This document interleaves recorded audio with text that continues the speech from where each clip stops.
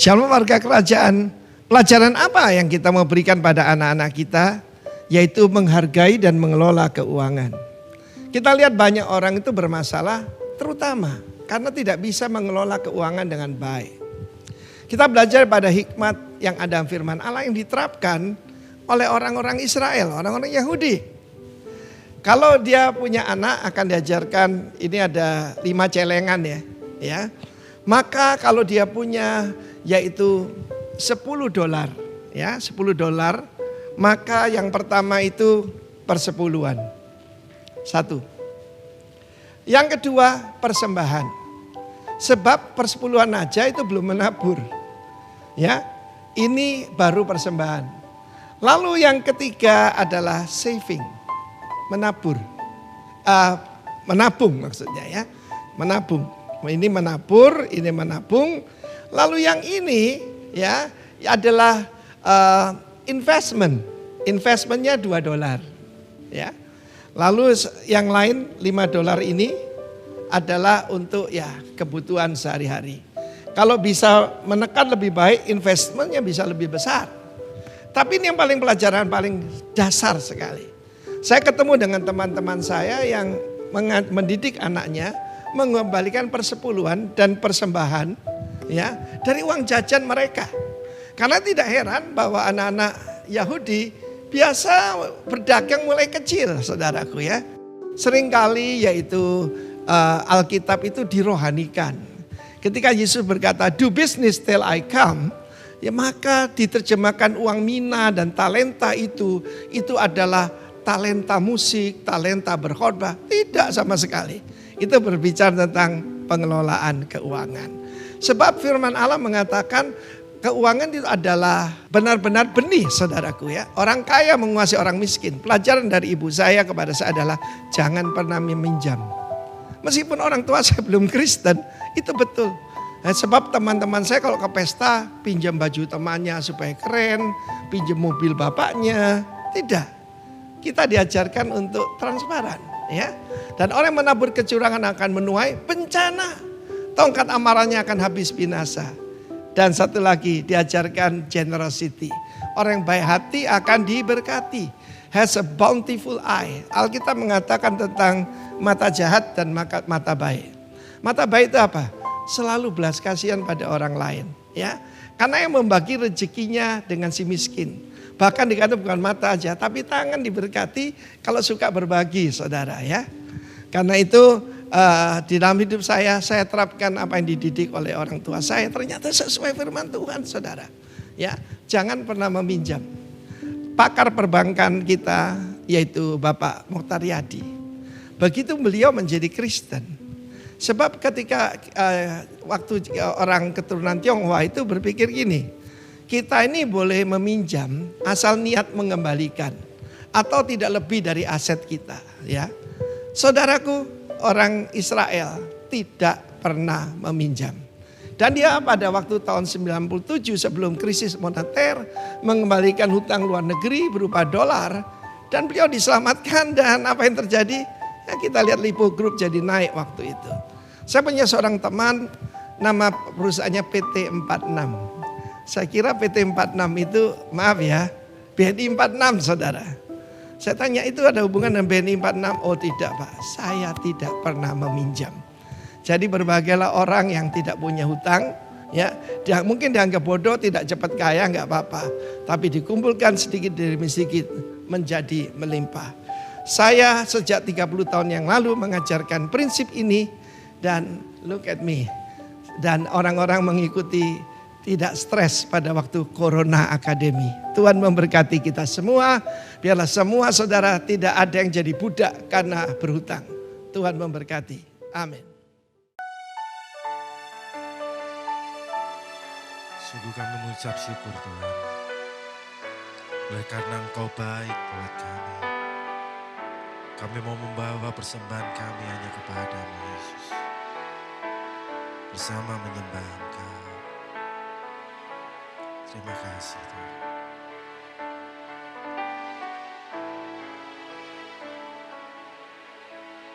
Ku tak membawa apapun Tuhan. Saat ku datang ke dunia, ku tinggal semua. Pada akhirnya saat ku kembali ke surga,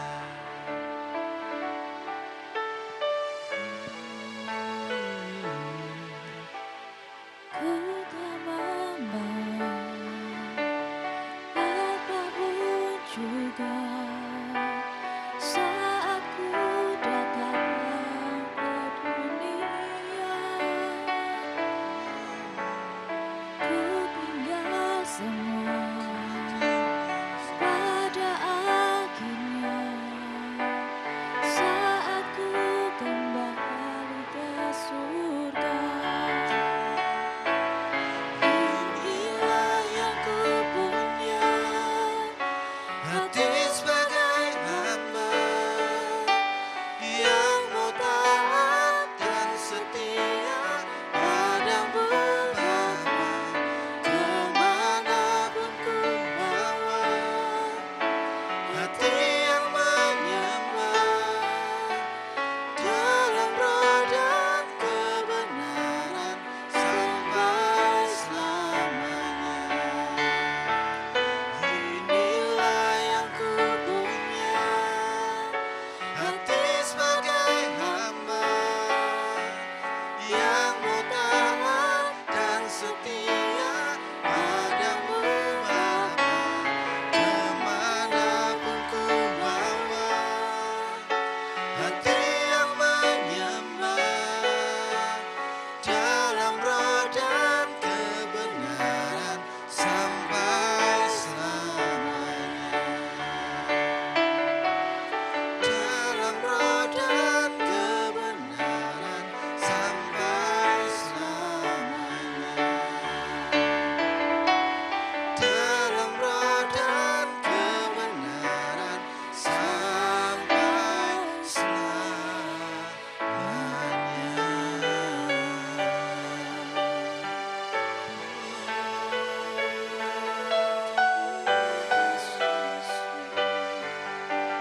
Terima kasih Tuhan. Terima kasih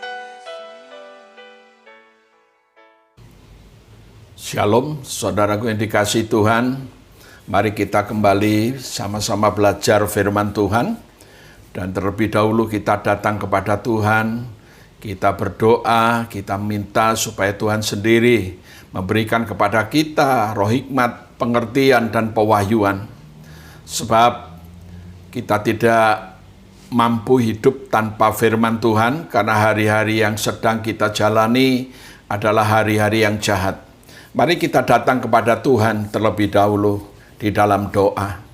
Kepadamu ya Bapa, Allah yang mengasihi kami, Bapa yang memelihara hidup kami, Engkaulah sesungguhnya Bapa yang merupakan gunung batu bagi kami, tempat kami berlindung.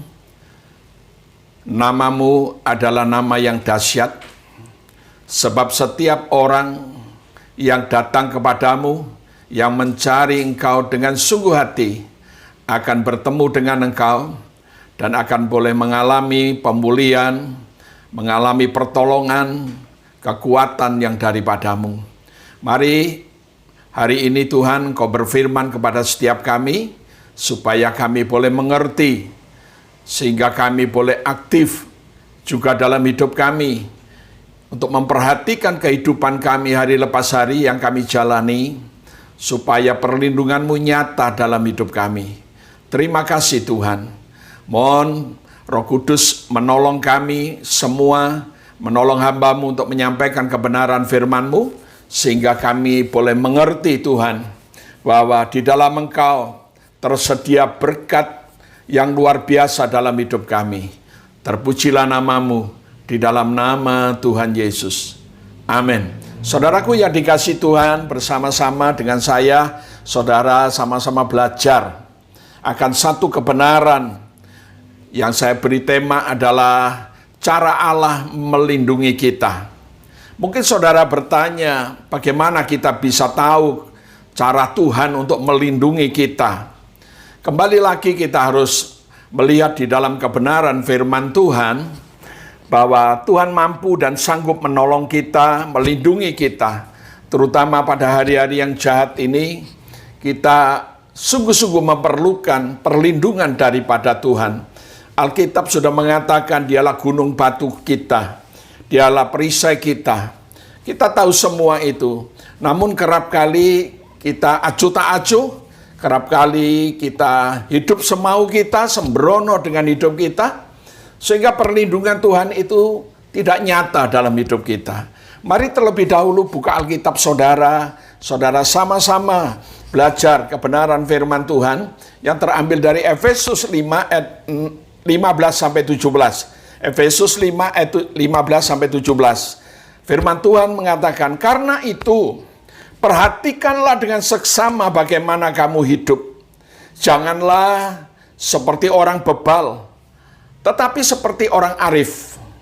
Jadi kita tidak boleh hidup seperti orang bebal, tetapi seperti orang arif, orang yang bijaksana.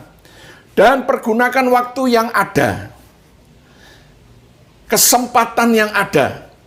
Karena hari-hari ini jahat. Sebab itu janganlah kamu hidup sembarangan. Janganlah kamu hidup sembrono.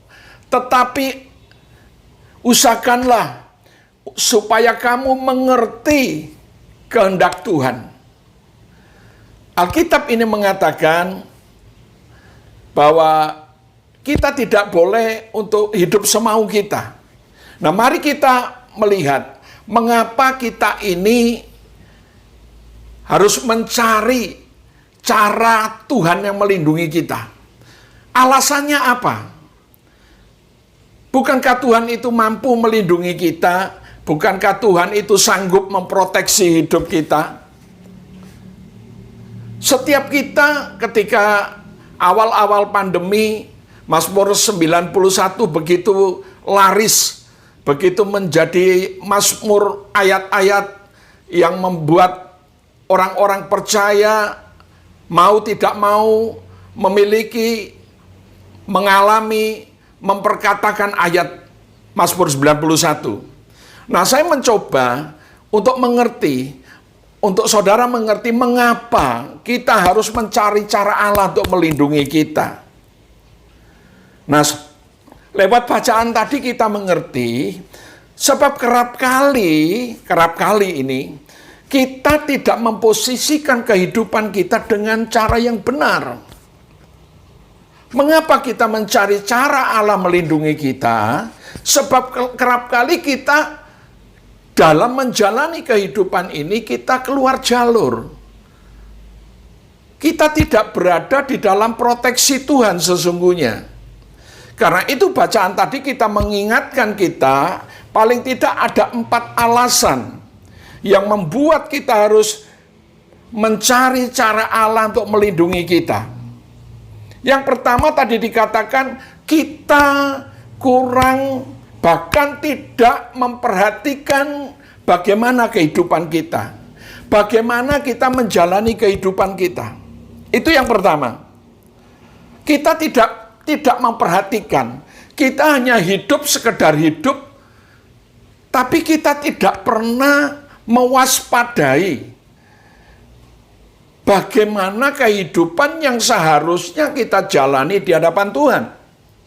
Yang kedua, tadi lewat bacaan kita tidak menghargai waktu atau kesempatan yang Allah beri dalam hidup kita.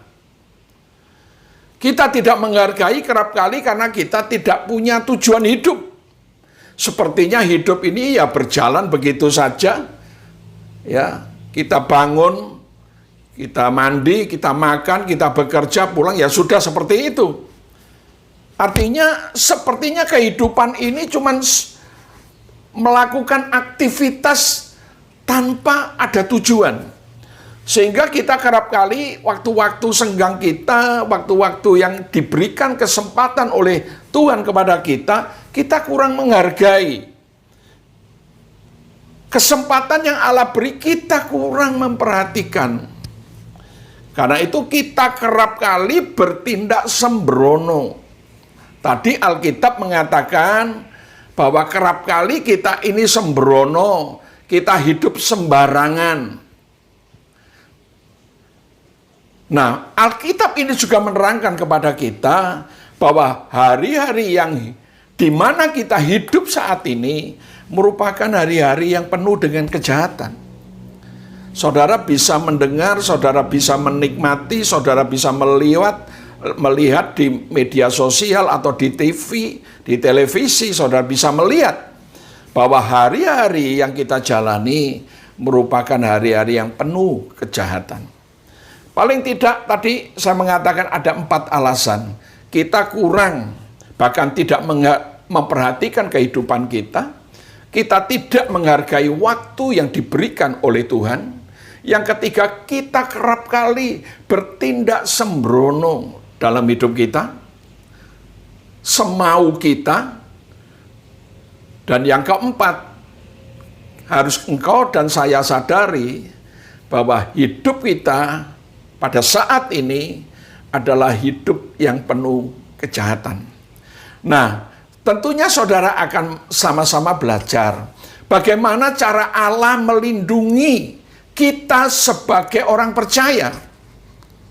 Kalau tadi mengapa kita mencari cara Allah melindungi kita, nah sekarang kita akan belajar.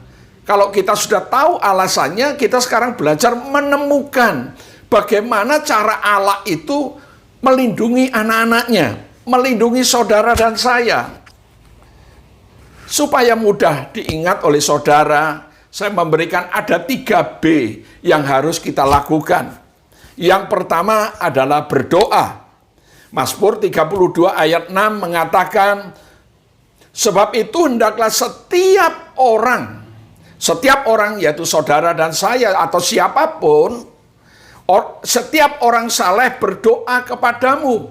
Setiap orang saleh berdoa kepada Tuhan. Selagi engkau dapat ditemui.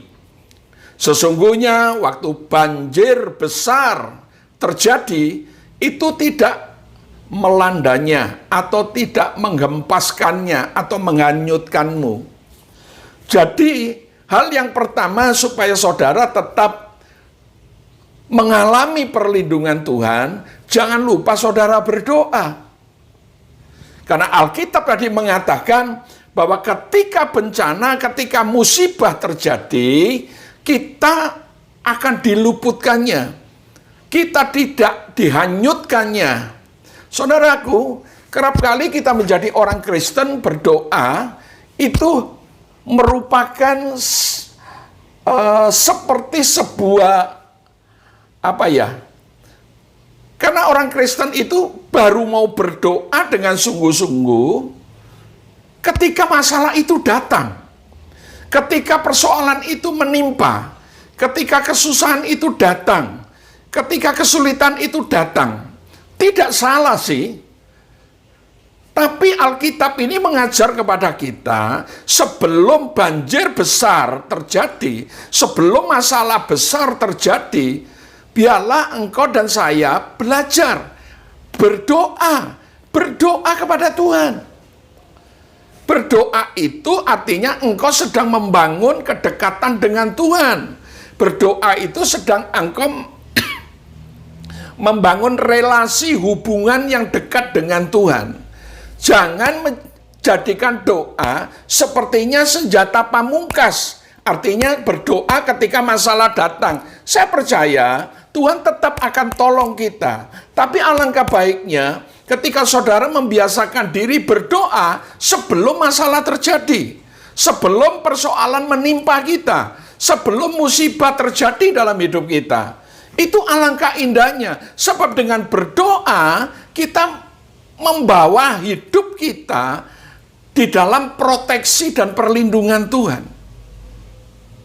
Lewat Mazmur 32 ayat 6 tadi, saudara akan mengenali bahwa sesungguhnya ketika kita berdoa, membiasakan diri kita punya jam-jam doa, maka semua boleh terjadi, tapi Tuhan tetap campur tangan dalam hidup saudara. Kita masih ingat ketika Daniel akan dimasukkan ke gua singa. Itu pada waktu itu Daniel 6 mengatakan dibuatlah kesepakatan sebuah hukum di media Persia waktu itu rajanya Darius, bahwa setiap orang yang akan berdoa kepada Allahnya atau dewanya selain kepada sang raja, kepada tuan raja, di dalam 30 hari akan dimasukkan ke gua singa. Memang aturan itu dibuat untuk menjebak Daniel, untuk menghancurkan kehidupan Daniel. Namun apa yang terjadi kalau saudara membaca di dalam Daniel 6 ayat 11, ketika Daniel mendengar akan surat itu, surat keputusan itu, Daniel tidak jadi bingung. Daniel tidak menjadi takut, tapi dia pulang ke rumahnya, dia masuk ke kamar lotengnya, dan dia berdoa kepada Tuhan 3 kali sehari untuk memuji Tuhan, untuk menyembah Tuhan, untuk berdoa membangun relasi dengan Tuhan, membangun kedekatan dengan Tuhan. Sehingga pada waktu Alkitab ini mengatakan ketika itu terjadi, Daniel sudah biasa melakukan itu. Artinya sebelum surat itu muncul, Daniel sudah biasa melakukan, bahwa dia menghadap Yerusalem dan dia berdoa kepada Allah dan dia memuji menyembah Tuhan di sana. Dan Alkitab mencatat ketika Daniel dianggap melanggar aturan yang ada di negeri itu, Daniel dimasukkan ke gua singa. Namun apa yang terjadi? Daniel tidak mati. Artinya Tuhan menolong dia, Tuhan melepaskan dia. Bagaimana singa-singa yang sudah dibuatnya lapar, tapi ketika berjumpa dengan Daniel, malaikat sanggup untuk menolong Daniel. Mungkin malah Daniel bisa tidur-tiduran di dekat singa itu, saya tidak tahu. Artinya bahwa Daniel tidak menjadi korban atau Daniel tidak dibunuh. Nah, saudaraku yang dikasih Tuhan, ketika saudara memiliki doa-doamu pribadi kepada Tuhan, engkau sedang membangun kedekatan dengan Tuhan, engkau menyembah Tuhan, engkau membangun relasi dengan Tuhan. Saya percaya orang-orang di tanah Jawa ini mengatakan setan ora doyan, demit orang dulit, saya tambahi iblis hanya bisa meringis. Artinya tidak bisa mengambil keuntungan apapun dari kehidupan kita.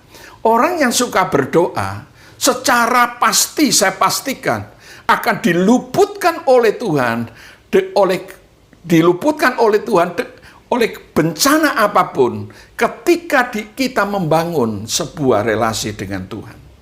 Hal yang kedua, B yang kedua adalah belajar firman Tuhan. Alkitab mengatakan di dalam 2 Timotius 3:16 berkata, segala tulisan yang diilhamkan Allah memang bermanfaat untuk apa? Untuk mengajar, untuk menyatakan kesalahan, untuk memperbaiki kelakuan, dan mendidik kita dalam kebenaran. Jadi belajar firman Tuhan itu bukan karena keterpaksaan, tapi firman Tuhan itu yang akan menuntun setiap langkah kita, yang akan membenarkan setiap kesalahan kita. Firman Tuhan itu akan mengoreksi hidup kita, akan membimbing kita untuk melewati kehidupan sekalipun sulit. Tuhan mampu. Saudara masih ingat bahwa ketika saudara membeli sebuah alat perangkat elektronik, tentunya saudara membutuhkan buku manual, buku yang bisa memandu, memahami fungsi-fungsi dari alat itu. Nah, kehidupan kita sama. Kehidupan yang kita jalani itu terkadang begitu pelik, begitu rumit, begitu ruwet. Rasanya begitu kompleks sekali. Persoalan satu belum selesai, muncul persoalan lagi belum selesai, muncul lagi. Nah, kita punya manual dalam kehidupan kita, yaitu Alkitab. Buku manual kehidupan kita yang akan memandu dan memahami bagaimana seharusnya kita ini berjalan menjalani kehidupan itu dengan baik dan benar. Alkitab itu buku manual kehidupan, saudaraku, yang akan mencegah kita dari kerusakan, kehancuran, serta memperoleh solusi untuk memperbaikinya. Saat kita keliru, saat kita salah, ketika kita tahu firman Tuhan yang sedang mengoreksi hidup kita, maka kita akan dengan sendirinya tahu, oh ternyata apa yang saya lakukan itu salah. Ternyata apa yang saya katakan itu keliru. Nah, dari situ saudara butuh yang namanya belajar firman Tuhan. Sebab firman Tuhan itu dahsyatnya luar biasa. Kita harus belajar. Jangan bosan-bosan untuk belajar firman Tuhan. Jangan hanya sekedar membaca. Perhatikan baik-baik. Engkau belajar betul-betul akan kebenaran firman Tuhan.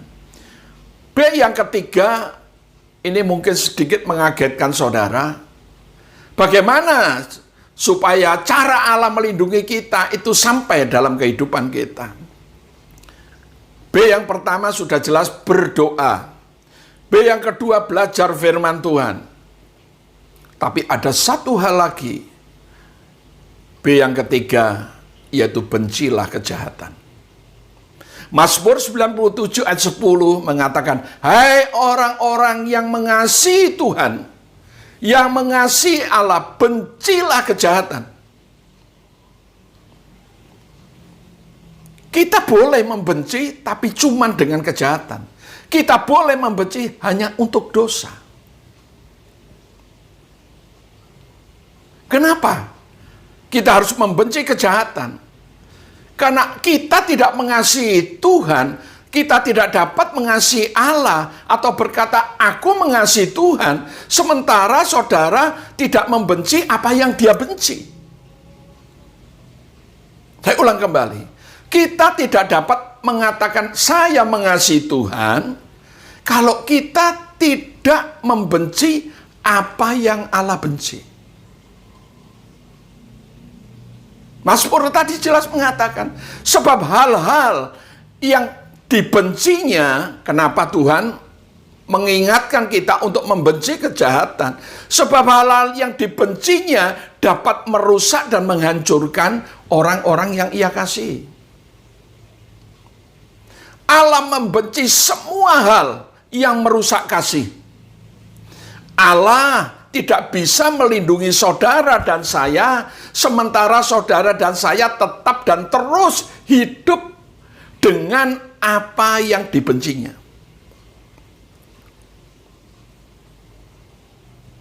Kalau saudara ingin mengalami perlindungan Tuhan, saudara harus hidup dengan baik dan benar. Dan apa yang dibencinya, saudara harus membencinya. Nah, kerap kali kita keliru di sini. Bukan perilaku kita, cara hidup kita yang kita benci, tapi kita justru membenci orangnya. Tuhan membenci apa yang diperbuat, bukan membenci manusia.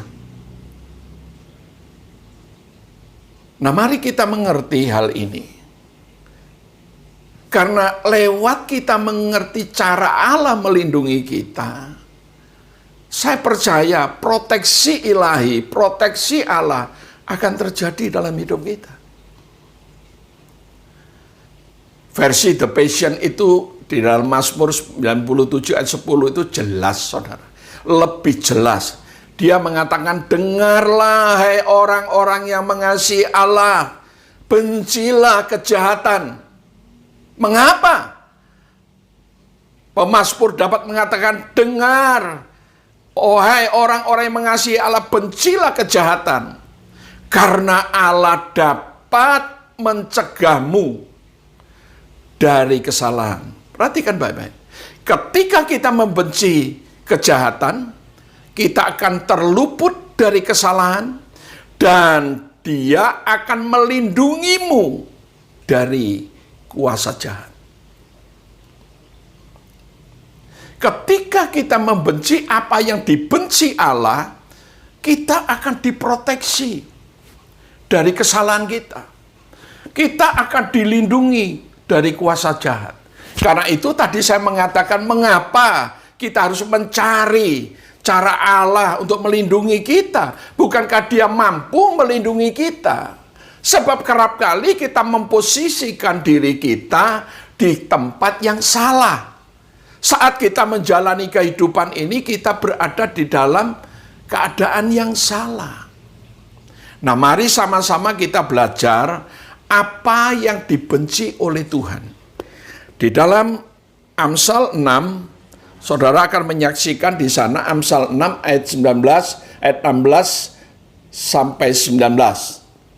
Amsal 6 ayat 16 sampai 17. 6 perkara ini yang dibenci Tuhan.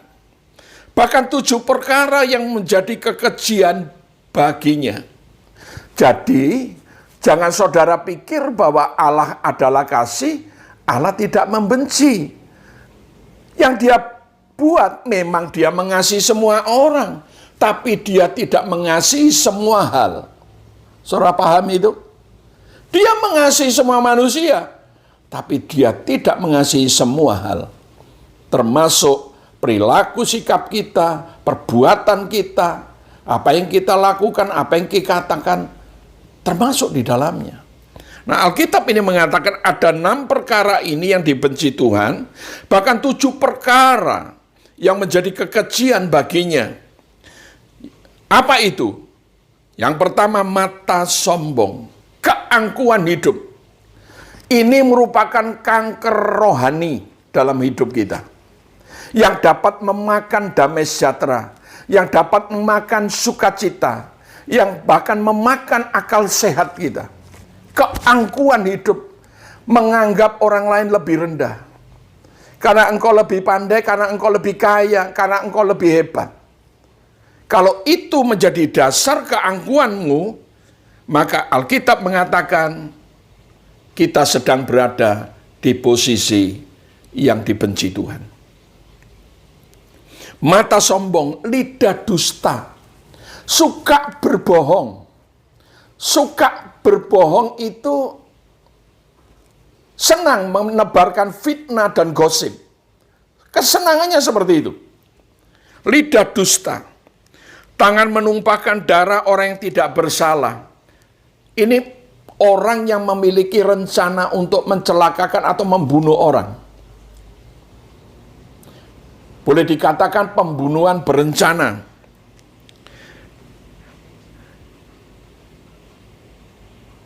Yang keempat, hati yang membuat rencana-rencana yang jahat. Di dalam hidupnya selalu senang memikirkan untuk melakukan sesuatu yang jahat. Tidak pernah merencanakan yang baik. Dalam hidupnya selalu ada rencana untuk jahat kepada orang lain. Kaki yang segera lari menuju kejahatan, hampir sama. Ini orang-orang yang tendensinya memang suka untuk melakukan, mencelakakan orang lain. Ini orang yang hobinya seperti itu. Mudah-mudahan di antara kita, anak-anak Tuhan, tidak ada orang yang seperti ini. Sukanya itu bahwa dia melakukan kejahatan. Yang berikutnya adalah saksi, menjadi seorang saksi dusta. Kalau tadi lidah dusta, ini saksi dusta. Artinya kebohongan yang diperkuat dengan sumpah. Dia menjadi saksi dusta itu diambil saat dia disumpah. Dia berani mengatakan sesuatu yang tidak benar di atas sumpah. Ini saksi dusta yang menyembur-nyemburkan kebohongan. Kebohongan dia sembur-semburkan, dia beritakan, dia katakan di mana-mana, dan itu sudah dia lakukan di atas sumpah. Jadi ini biasanya terjadi di pengadilan. Ada banyak orang yang tidak berani mengatakan kebenaran. Iya di atas iya dan tidak di atas tidak. Kerap kali mereka justru mengatakan yang baik itu jahat, yang jahat itu baik. Atau yang benar itu salah, dan yang salah itu benar. Ini yang Tuhan paling benci. Dan yang terakhir menimbulkan pertengkaran atau perbantahan. Ada orang-orang yang memang di mana-mana kerap kali membuat masalah. Kerap kali membuat kegaduhan. Sehingga timbul perselisihan, timbul pertengkaran. Nah, kita tidak mau hidup seperti itu. Karena hidup yang dikatakan oleh Amsal 6 ayat 16-19 itu hal-hal yang dibenci oleh Tuhan. Bukankah semua yang dilakukan di dalam Amsal 6 ayat 16-19 itu berinteraksi dengan sesama kita? Ketika kita sudah melakukan itu, kita sedang merusak kasih di mana Allah telah memberikan kasih kepada orang-orang yang ada di situ. Sesungguhnya kasih itu sudah rusak karena perilaku orang-orang seperti itu. Berapa banyak kita menjumpai, jangan di luar gereja, di dalam gereja. Ada orang-orang yang sukanya seperti itu. Ya. Sukanya seperti itu. Ya angkuhlah, ya sering berdustalah, artinya dia senang menyebar gosip, memfitnah, banyak. Merencanakan kejahatan. Jangan sampai seperti itu. Karena kembali, The Passion mengatakan, dengarlah hai orang-orang yang mengasihi Allah, bencilah kejahatan. Kenapa? Karena Allah dapat mencegahmu dari kesalahan yang merusak kasih itu tadi. Dan melindungimu dari kuasa jahat. Biarlah kita malam hari ini kita belajar sebuah kebenaran. Bahwa bagaimana kita bisa menikmati perlindungan dari Tuhan. Ternyata Tuhan punya cara. Kalau kita mau belajar firman Tuhan, ada banyak hal yang bisa mengajar kehidupan kita. Sehingga kita tidak memposisikan kehidupan kita dengan cara yang salah. Saudaraku yang dikasihi Tuhan, biarlah kebenaran ini sungguh-sungguh boleh tertanam dalam hidup kita. Allah mampu melindungi kita. Kerap kali kita yang tidak mau dilindungi. Karena kita tidak mau berdoa. Sebelum masalah terjadi, karena kita tidak mau belajar firman Tuhan, dan yang lebih lagi, karena kita tidak pernah membenci yang jahat. Kita justru kompromi dengan yang jahat, atau bahkan mungkin kita sebagai orang-orang pelaku kejahatan. Jangan nanti ketika saudara mengalami seperti Allah angkat tangan, dan Allah lepas proteksi kepada saudara, dan saudara akan menyalahkan Tuhan. Bukankah aku ini aktif di gereja? Bukankah aku ini aktif melayani? Mengapa Tuhan izinkan semua terjadi? Saya percaya memang ada hal yang diizinkan terjadi. Tapi kalau itu terjadi karena kebodohan kita, karena kesalahan posisi hidup kita dengan cara yang tidak benar, konyol buat kita. Nah, mari kita sama-sama belajar bahwa hidup ini serius, hidup ini tidak main-main. Perhatikanlah, Alkitab tadi mengatakan, perhatikanlah bagaimana kamu hidup. Perhatikan. Kalau kita mau merenung, mau mengoreksi hidup kita akan mendapati sesungguhnya apa yang diajar Alkitab kita mau melakukan, dan kita akan menikmati sungguh-sungguh perlindungan Tuhan yang kuat. Karena Amsal mengatakan nama Tuhan adalah menara yang kuat. Kesanalah orang benar berlari dan menjadi selamat. Amin. Kita datang kepada Tuhan. Terima kasih untuk kebenaran firman-Mu, meteraikan dalam hati pikiran kami, supaya kami tahu Tuhan, di hari-hari yang jahat ini kami boleh mengalami proteksi-Mu dengan kuat. Kami mau merubah cara hidup kami, biarkan kami boleh memiliki jam-jam doa pribadi kami, untuk membangun relasi hubungan dengan Engkau, kedekatan dengan Engkau. Dan kami juga mau belajar akan kebenaran firman-Mu, supaya kami mengetahui ketika kami keliru, ketika kami salah, firman itu akan meluruskan, akan mengoreksi hidup kami, dan menuntun kami untuk mengikuti kehendak-Mu di jalan kebenaran. Biarlah kami mengambil komitmen, mengambil sikap, dan memutuskan bahwa kami membenci semua yang Kau anggap jahat dalam hidup kami. Karena kami tidak mau Tuhan, bahwa kasih yang sudah Tuhan berikan kepada kami, kepada sesama kami, itu bisa kami rusak. Karena perilaku kami yang salah, karena sikap kami yang keliru, karena perbuatan kami yang sesungguhnya adalah kejahatan di hadapan-Mu. Terima kasih, Engkau yang memberkati kami semua. Di dalam nama Yesus. Amin. Saudaraku yang dikasihi Tuhan, angkat tanganmu di hadapan Tuhan. Terimalah berkat daripada Tuhan. Tuhan akan memberkati engkau dan melindungi engkau. Tuhan akan menyinari engkau dengan wajah-Nya dan memberikan kepadamu kasih karunia.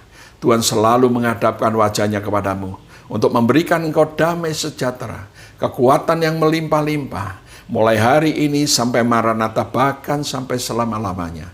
Di dalam nama Tuhan Yesus. Amin. Puji nama Tuhan, sampai bertemu minggu depan. Haleluya. Amin.